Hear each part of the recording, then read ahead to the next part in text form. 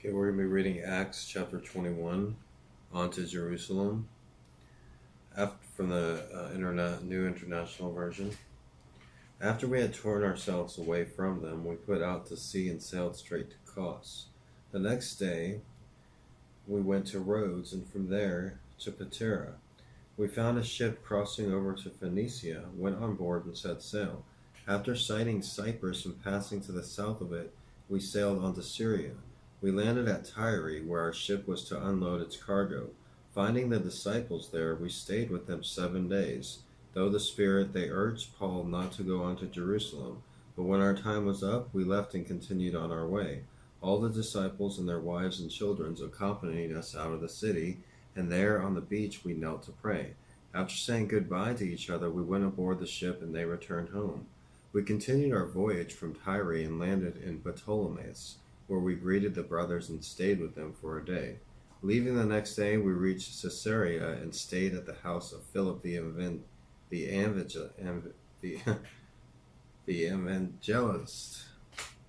one of the 7. He had 4 unmarried daughters who prophesied.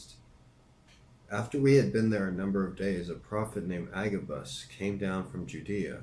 Coming over to us, he took Paul's belt, tied his own hands and feet with it, and said, "The Holy Spirit says in this way the Jews of Jerusalem will bind their owner of this belt and will hand him over to the Gentiles."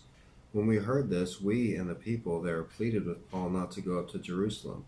Then Paul answered, "Why are you weeping and breaking my heart? I am ready not only to be bound, but also to die in Jerusalem for the name of the Lord Jesus." When he would not be dissuaded, we gave up and said, "The Lord's will be done."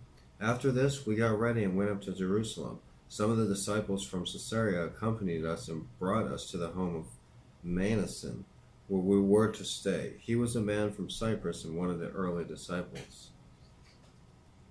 Paul's arrival at Jerusalem. When we arrived at Jerusalem, the brothers received us warmly. The next day, Paul and the rest of us went to see James, and all the elders were present. Paul greeted them and reported in detail what God had done among the Gentiles through his ministry. When they heard this, they praised God. Then they said to Paul, "You see, brother, how many thousands of Jews have believed, and all of them are zealous for the law. They have been informed that you teach all the Jews who live among the Gentiles to turn away from Moses, telling them not to circumcise their children or live according to our customs. What shall we do? They will certainly hear that you have done. So do what we tell you. There are 4 men with us who have made a vow. Take these men, join in their purification rites, and pay their expenses so that they can have their heads shaved. Then everybody will know that there is no truth in these reports about you, but then you yourself are living in obedience to the law. As for the Gentile believers, we have written to them our decision that they should abstain from food sacrificed to idols, from blood, from the meat of strangled animals, and from sexual immorality." The next day Paul took the men and purified himself along with them. Then he went to the temple to give notice of the day when the days of purification would end and an offering would be made for each of them. Paul arrested. When the 7 days were nearly over, some Jews from the province of Asia saw Paul at the temple. They stirred up the whole crowd and seized him, shouting, "Men of Israel, help us! This is the man who teaches all men everywhere against our people and our law in this place. And besides, he had brought Greeks into the temple area and defiled the holy place." They had previously seen Trophimus of Ephesus and the city with Paul and assumed that Paul had brought him into the temple area. The whole city was aroused and the people came running from all... This is so specific, is what I'm really impressed by. The whole city was aroused and the people came running from all directions, seizing Paul. They dragged him from the temple and immediately the gates were shut. While they were trying to kill him, news reached the commander of the Roman troops that the whole city of Jerusalem was in an uproar. He at once took some officers and soldiers and ran down to the crowd. Where the rioters saw the commander and his soldiers, they stopped beating Paul. The commander came up and arrested him and ordered him to be bound with 2 chains. Then he asked who he was and what he had done. Some in the crowd shouted one thing and some another, and since the commander could not get in the truth because of the uproar, he ordered that Paul be taken into the barracks. When Paul reached the steps, the violence of the mob was so great he had to be carried by the soldiers. The crowd that followed him kept shouting, "Away with him! Away with him!" Well, the crowds are always so, unruly. If I was ever in one of these unruly crowds, I would have been like the voice of reason. I'm like, "Hey, guys, chill," you know? Put out your torches, Paul speaks to the crowd. As the soldiers were about to take Paul into the barracks, he asked the commander, "May I say something to you? Do you speak Greek?" He replied. "Aren't you the Egyptian who started a revolt and led 4,000 terrorists out into the desert some time ago?" I didn't know Paul was an Egyptian. Paul answered, "I am a Jew from Typhus, Cilicia." See, I didn't know where that was. Apparently that's in Egypt. "A citizen of no ordinary city. Please let me speak to the people." Having received the commander's permission, Paul stood on the steps and motioned to the crowd. When they were all silent, he said to them in Arabic, "Brothers and fathers, listen now to my defense." Now I'll go on to chapter 22 of Acts. It's pretty much connected. But I just wanted to say something real quick here. My first year at the University of Texas, I wanted to know more about the Bible, and so I took a course on Paul's letters. But I had no idea who Paul was. I had never read any of the Bible, and the course was just like a different language to me. Everybody else was way more advanced, and I was really disappointed. And not a single person helped me in that class. I was interested in knowing more about God, knowing more about the Bible, but nobody helped me in a single class. And it's still on my record. It's one of the only C's that I made because I had no idea what I was doing. I had no idea who Paul was, and it was a really bad experience. But anyways, so Acts chapter 22. But now that I'm older and more mature and understand things more, not having parents as a child, even as an infant, my mental progression had been slower than most.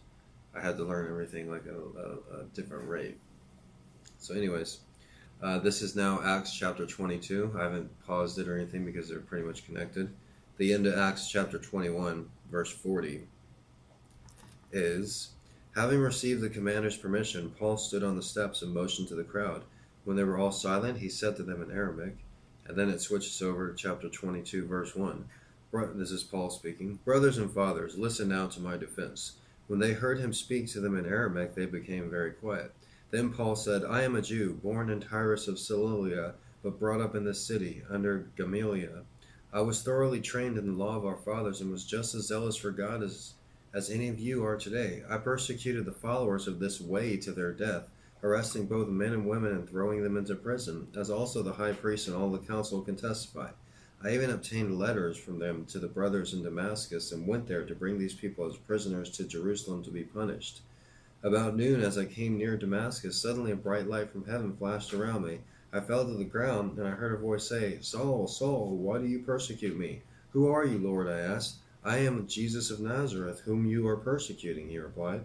My companions saw the light, but they did not understand the voice of him who was speaking to me.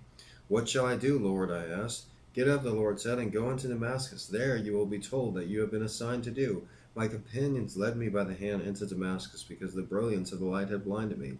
A man named Ananias came to see me. He was a devout observer of the law and highly respected by all the Jews living there. He stood beside me and said, 'Brother Saul, receive your sight.' And at that very moment I was able to see him. Then he said, 'The God of our fathers had chosen you to know his will and to see the righteous one and to hear words from his mouth. You will be the witness to all men of what you have seen and heard. And now what you are waiting for. Get up and be baptized and wash your sins away, calling on his name.' When I returned to Jerusalem and was praying at the temple, I fell into a trance and saw the Lord speaking. 'Quick,' he said to me, 'leave Jerusalem immediately, because they will not accept your testimony about me.' 'Lord,' I replied, 'these men know that I went from one synagogue to another to imprison and beat those who believe in you. And when the blood of your martyr Stephen was shed, I stood there giving my approval and guarding the clothes of those who were killing them.' Then the Lord said to me, 'Go, I will send you far away to the Gentiles.'" So that was from earlier chapters in Acts when Saul was just sitting there while they were killing Stephen. But I guess God's like, don't worry about it. But he didn't really say it like that. Paul, the Roman citizen. The crowd listened to Paul until he said this. Then they raised their voices and shouted, "Rid the earth of him! He's not fit to live!" As they were shouting and throwing off their cloaks and flinging dust into the air, the commander ordered Paul to be taken into the barracks. He directed that he be flogged and questioned in order to find out why the people were shouting at him like this. As they stretched him out to flog him, Paul said to the centurion standing there, "Is it legal for you to flog a Roman citizen who hasn't even been found guilty?" Good point. When the centurion heard this, he went to the commander and reported it. "What are you going to do?" he asked. "This man is a Roman citizen." Roman citizenship wasn't easy to come by. The commander went to Paul and asked, "Tell me, are you a Roman citizen?" "Yes, I am," he answered. Then the commander said, "I had to pay a big price for my citizenship." "But I was born a citizen," Paul replied.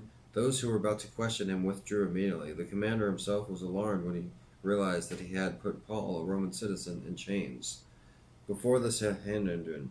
The next day, since the commander wanted to find out exactly why Paul was being accused by the Jews, he released him and ordered the chief priests and all the Sanhedrin to assemble.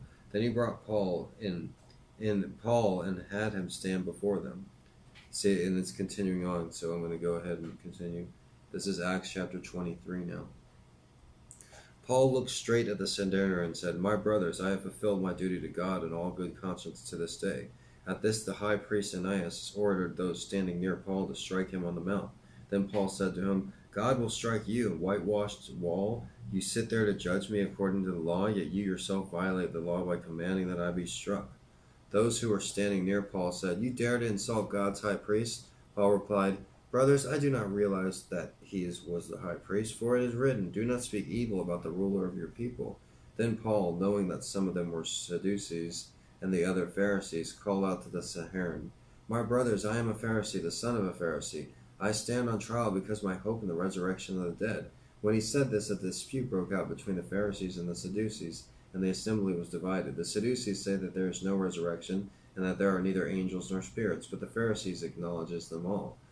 There was a great uproar, and some of the teachers of the law who were Pharisees stood up and argued vigorously. "We find nothing wrong with this man," they said. "What if a spirit or an angel had spoken to him?" The dispute became so violent that the commander was afraid Paul would be torn to pieces by them.